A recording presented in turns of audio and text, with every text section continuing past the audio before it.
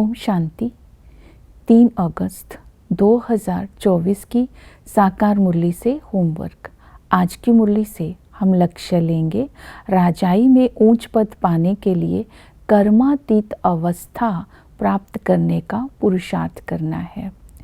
कर्मातीत अवस्था को प्राप्त करने के लिए आज की मुरली से हम स्वमान लेंगे, मैं तपस्वी मूर्त आत्मा हूँ।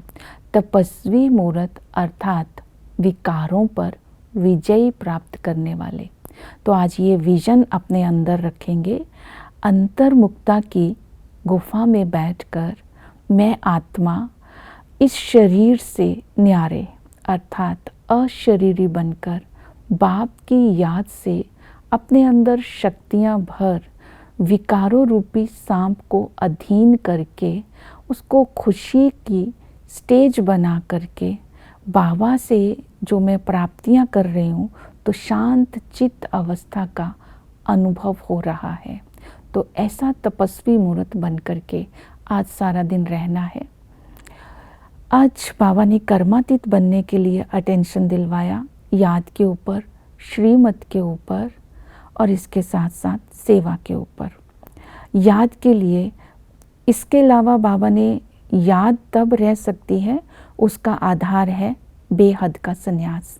बाबा ने कहा ये अनलिमिटेड स्टेज है, ये अनादि खेल है, ये अब 84 का चक्र जो है ये अब पूरा हुआ है।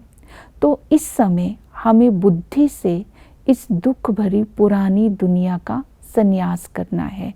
इससे ही बेहद का संन्यास कहते हैं। तो इस दुनिया से बाबा ने वैराग्य दिलाया और स्मृति में रखना है कि अब हमें अपने घर परम धाम जाना है। घर की स्मृति आएगी और हमने ये जो संन्यास किया है वो ज्ञान से संन्यास किया है। हमने हठ योग से संन्यास नहीं किया है, बुद्धि से पुरानी दुनिया का संन्यास किया। तो ये सारा दिन स्मृति में रखना है। दूसरा, याद हमें बाबा की निरंतर तभी रहेगी अगर हम संपूर्ण समर्पित होंगे, समर्पण भाव होगा। समर्पण के लिए बाबा ने कहा कर्मातीत अवस्था को प्राप्त करना है तो पूरा पूरा समर्पण करना होगा। इसके लिए बाबा ने कहा बाल बच्चे, धन दौलत संबंधी कोई भी याद ना आए, सब कुछ भूल जाना है। सुदामा मिसल अपना सब कुछ समर्पण करना है।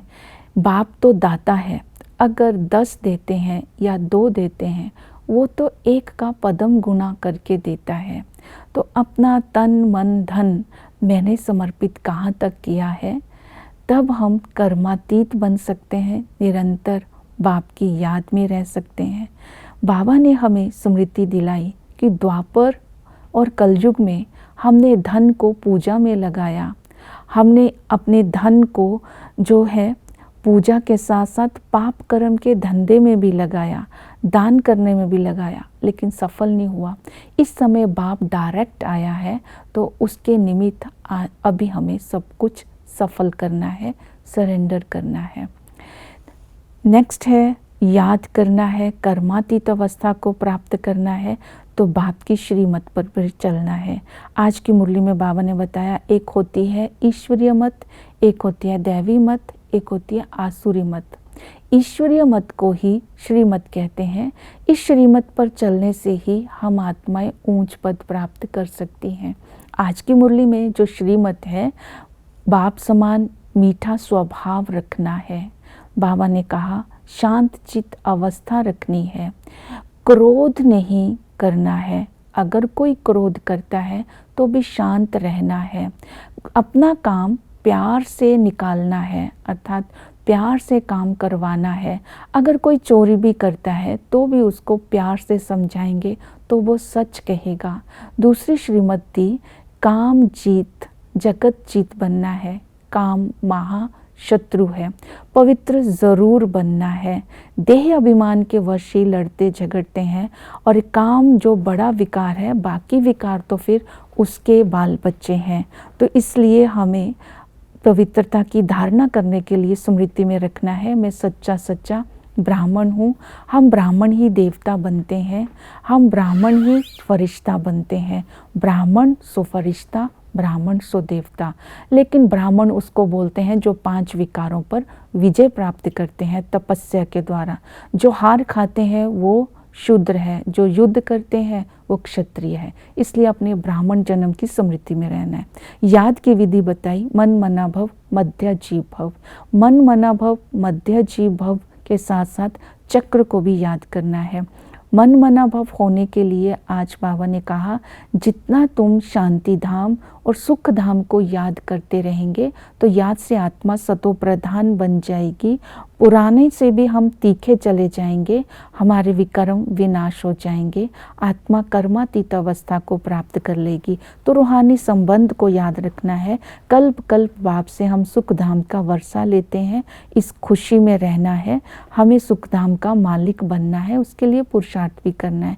टीचर बन करके बाबा हमें राजयोग सिखाते हैं, आदि रचता और रचना के आदि मध्य अंत का ज्ञान जो देते हैं, उसको जब धारण करते हैं तब हम चक्रवर्ती राजा बन जाते हैं। इस नॉलेज को धारण करने से 21 जन्म की हमें प्रारब्ध मिलती है।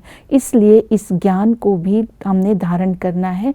यह ज्ञान अपने आप ही भविष्य में गुम हो जाता है, अर्थात प्रायलोप हो जाता है। तो इस तरह इस खुशी में रहना है कि हमें पढ़ाने वाला कौन, क्योंकि इम्तिहान पास करके हम भविष्य में ऊंच पद पाने वाले हैं।